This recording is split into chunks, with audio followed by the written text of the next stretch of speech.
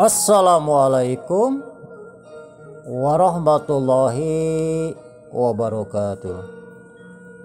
Mitra-mitra sadayana penak di sareng Kang Arid dina acara dongeng Sunda anu nyanak judul Cinta Ditolak Dukun Bertindak ayeuna teh seri ka-32. Satacana dilajang Kang Arid ngawilujengkeun ka mitra-mitra sadayana wilujeng ngalaksanakeun ibadah saum. Mudah-mudahannya urang dina ibadah saumna ditampi ku Allah Subhanahu wa taala. Sareng mudah-mudahan urang sadana dina ngajalankeunana dipasan kasabaran, katawakalan, dibabarikeun dina ngala rezekina nya. Amin ya Allah ya rabbal alamin. Tawaleh mitra-mitra urang mah mardih asina Gusti ulah Subhanahu Maha Kawasa salamina ngantos-ngantos pitulung. Kamari teh dina seri ka-31 nyaeta nuju nyarioskeun sitarang anu aya di nagara siluman teh nya. Pikadinya mitra-mitra supados henteu nyangkolong tinggal waktu sumangga urang kawitan bae. Dar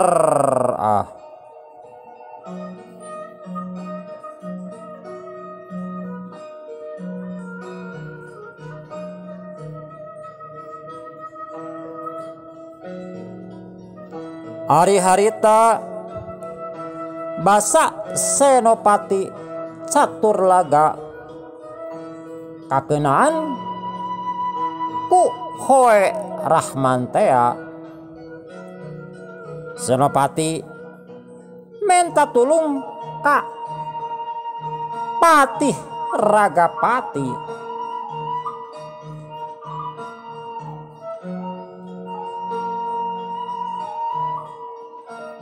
Bubuhan mitra-mitra ari makhluk halus atanapi namina siluman dina komunikasina teh tuning cepet teh kudu ngagunakeun pulsa kuota. Jadi anu dipasian kelebihan ku Allah teh siga nama makhluk anu karar itu teh kitu. Intina keur ngabobodo jalma keur ngagebruskeun bangsa manusia.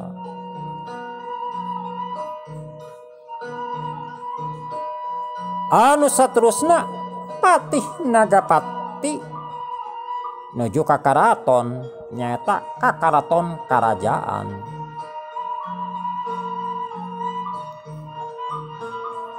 Senopati Caturlaga digolerkeun hareupeun Prabu Raksabuana. Kitu deui sitarang anu masih keneh kapaehan mobuhan kakeunaan ku pusaka Hoe Ageman Rahmantea.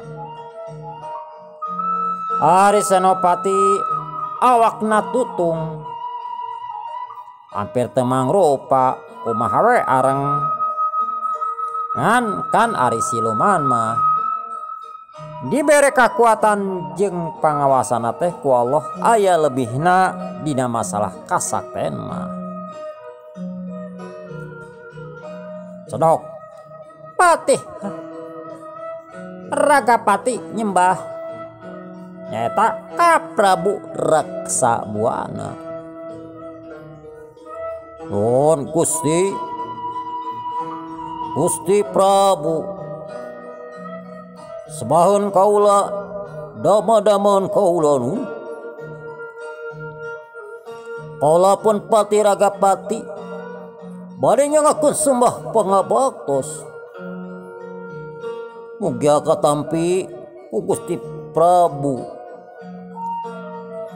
Kitu cek Patih Ragapati. Alah mitra-mitra ari nuju sasaumanya serak gitu serak ya teh.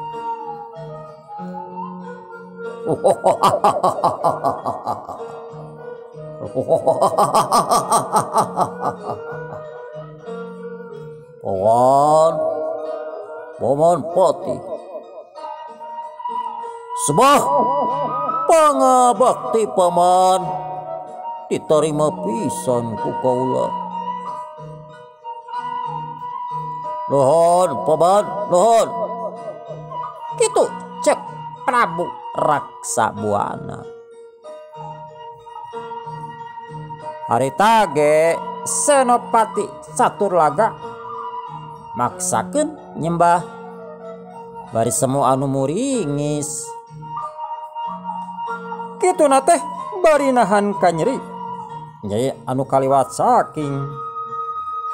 Cek pamikiran Senopati kakala sapanjang maneh nanjing harepan lawan atau nyeripan musuh.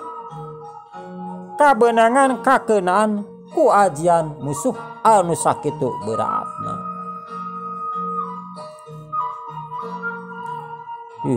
Kaula ge sun Gusti bade nyahokeun samah pangabaktos mugia katampi kapayunan paduka. Kitu cek Senopati ngalaga. Oh, diterima paman. Diterima paman Senopati. Sebah pangabik pangabakti andika. Anu saterusna pok Pati Ragapati nyarita deui. Hapunten nun Gusti Prabu. Hapunten anu kasuhun uning galih anu dipamri. Ieu teh anu salajengna manusa anu namina Sitarang teh bade dikumahakeun nun.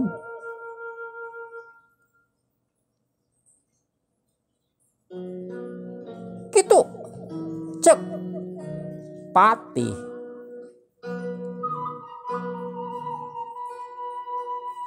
Wah, wawan paman Pati.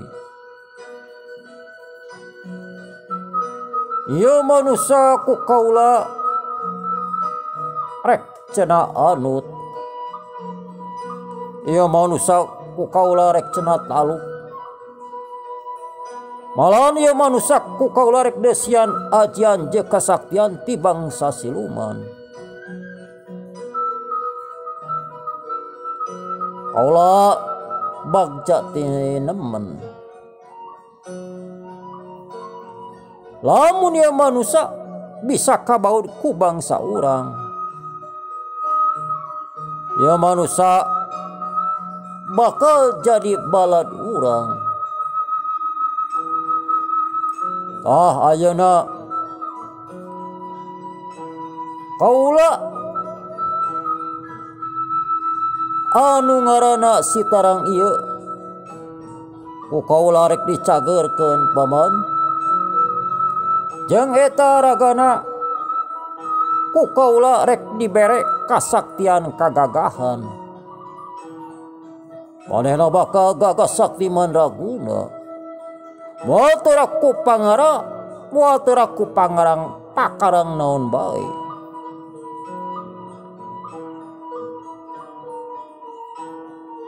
Tapi dendam manehna ka musuhna bakal leuwih dendam, bakal leuwih ningkat pisan. Kitu cek Prabu Raksabuana. Jadi tujuan Prabu Raksabuana mah anger we kumaha carana supaya bangsa manusia kabaud ku manehna. Supaya bisa kabawa ku manehna pan loba cara. Boh ku cara dibibita ku harta, ku jabatan, atawa ku kasaktian. Pang-pangna mah bangsa manusia kadeohna teh rata-rata ku harta. Demeng-emeng ku inten berlian mas picis babari ngala duit. Wah geus we anu kitu mah ngagila. persekutu jeung iblis cilaka. Sedangkan patokan umur keur manusia zaman kiwari pan 65-70 tahun.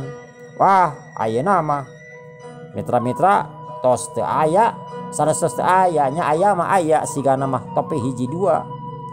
Dugikeun ka umur 100 tahun eungap kanggo zaman kiwari. Oh, sandika Gusti. Sandika nanging kumaha lamun ieu manusia sadar pasti bakal reuaseun manehna aya di nagara urang ta ieu anu janten hariwang kaula masun kitu cek Patih Ragapati. Patih Ragapati masieun setarang lamun begitu sadar ujuk-ujuk maena reuas. Nah meureun cenah aya di dinya.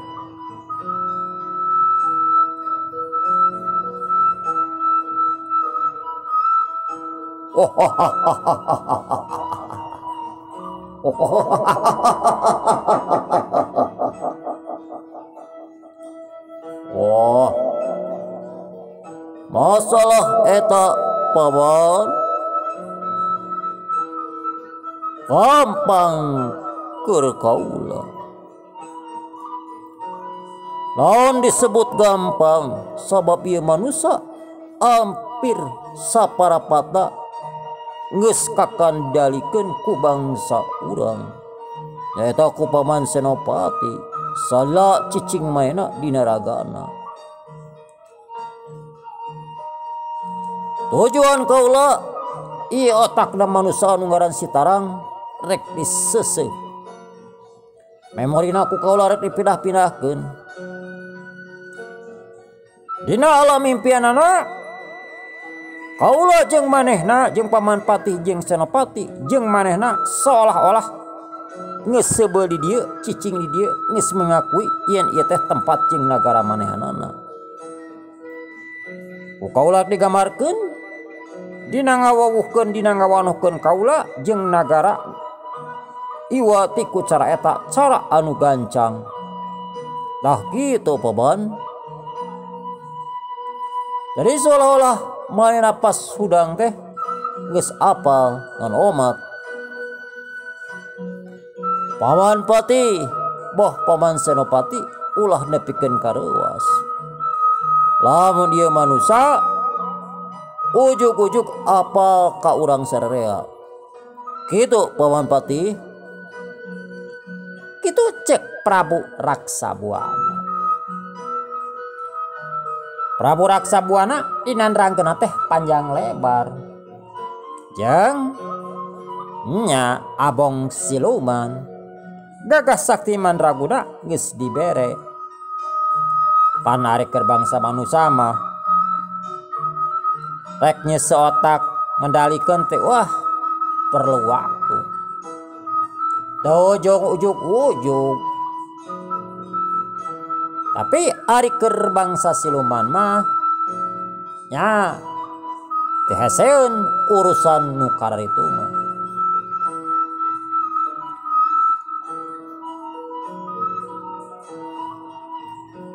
Jong Paman,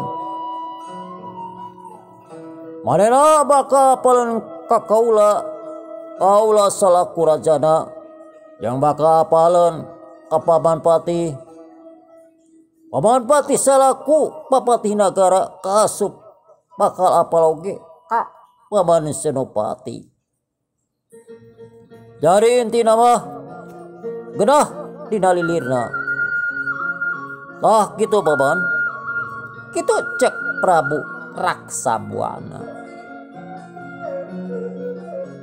Atuh ngadenge kitu mah Boh Patih, Boh Senopati mending ngarasa bunga. Bagja lain dikieuna. Oh atuh bisa narik bangsa manusia hiji teh. Gelar gede keur bangsa manehanana mah.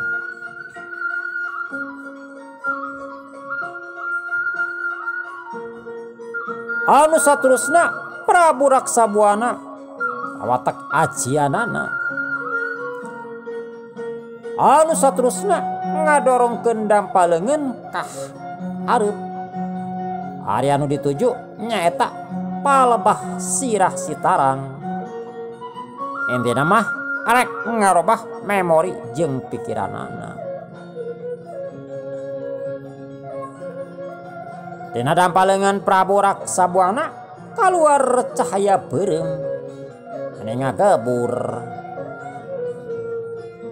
Eta cahaya anu saterusna asup kana raga Sitarang. Eta anu maksudna arek ngarobah otak jeung pamikiran Sitarang.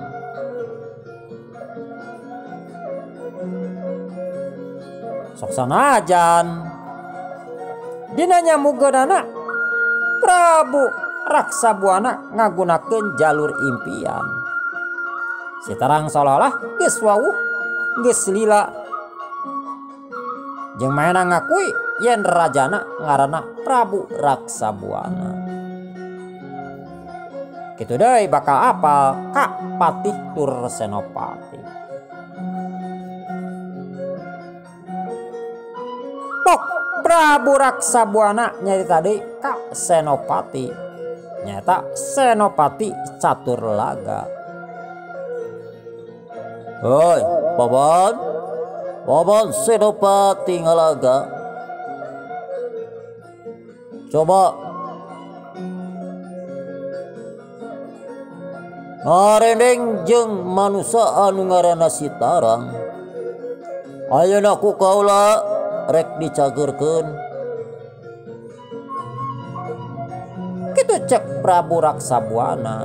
Atau anu saterusna Senopati ngarendengkeun awakna jeung Sitarang anu keur ngajoprak teu empes-empes.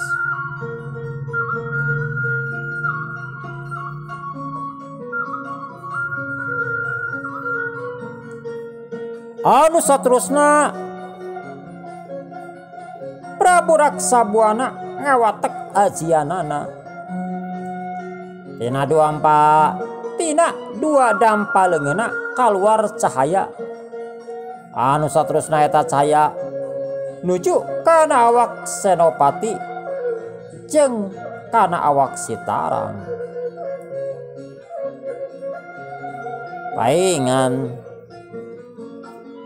Paingan aya sababaraha informasi boh tina kitab atau para ulama. Kasaktian jeung kagagahanana siluman lain di kieuna dianteur idajil ku Allah. Hayang panjang umur dikobul arek ngagoda manusia ge ku Allah seolah-olah dihempekeun. Tapi da yakin ari jalma anu iman jeung takwa mah moal goyang. Dadak sakala awak Senopati ngadak-ngadak cager deui sabihara sabihari. Anu tadina awakna tutung sigareng teh ayeuna mah kembali dewe normal deui. Batengna sirahna saawak-awak anu nyanyautan ayeuna mah sa biasana deui. Malahan mah ayeuna mah awak Senopati asa leuwih harampang. Asa leuwih garanah tibatan tadi. Perwatek ajian anu digunakeun ku Prabu Raksabuana.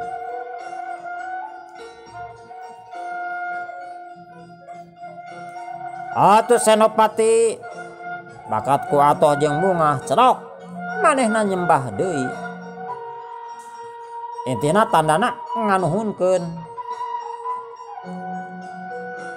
Jeung ayeuna mah Senopati leuwih ajrih di hareupeun raja. Lawih teu awakna tuku teu wani cengkat teu kuat ningali pamor rajana.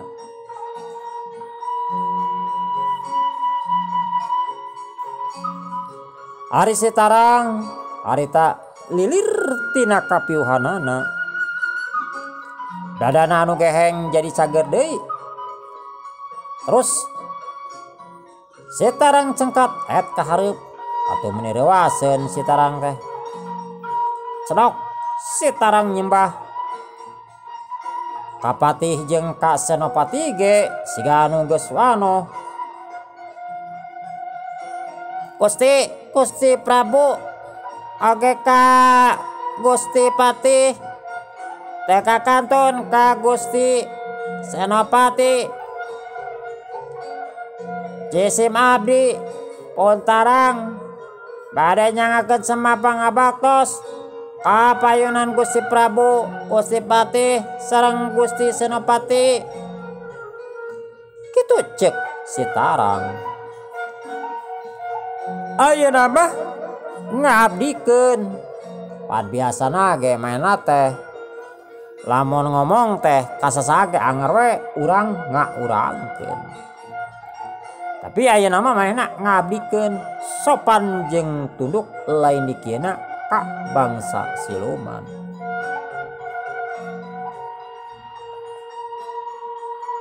Bubuhan hate jeung otakna geus kapangaruhan seolah-olah ku ajian atawa tenungna Prabu Raksabuana.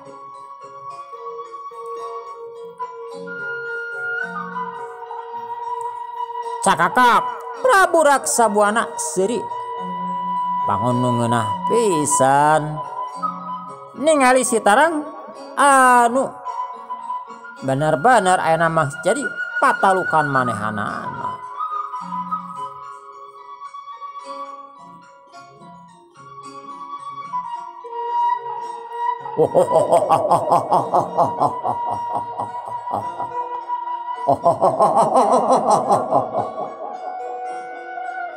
Hai, tolong.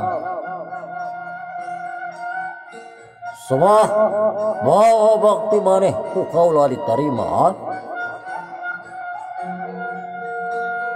Kaula ayeuna rek nanya ka maneh. Kumaha maneh rek dituluykeun bales pati teh ka ngaranna Si Rahman. Kitu ceuk Prabu Raksabuana. Seolah-olah mapanas supaya nafsuna ngaburia. Bener we. Pas Senopati ngomong-ngomong masalah balas pati, harita Sitarang ketina jo ngakolotrok kumaha we nu dibolakeun. Panonna mencrong seukeut ka hareup, ondona mimiti ka kerot. Ningali ringkak jeung kalakuanna ge menipikasieun lingas lain dikieuna.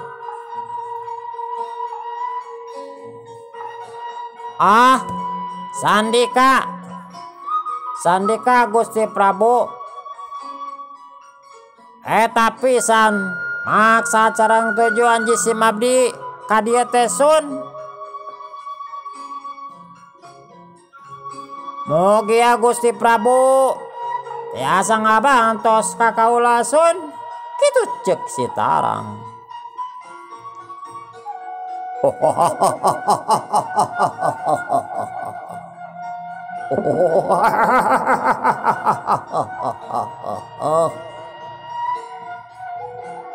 Pasti maneh tarang ku kaula bakal dibantu.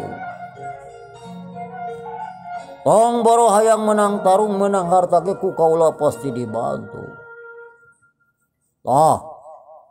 Maneh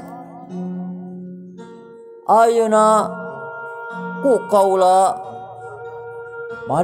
kaula geus dibere hiji kakuatan. Yang lamun maneh butuh bantuan ti kaula, maneh tinggal ngagero ka kaula. Tangtu kaula bakal datang. Lamun kaula teu datang berarti kaula keur keluar ti kerajaan.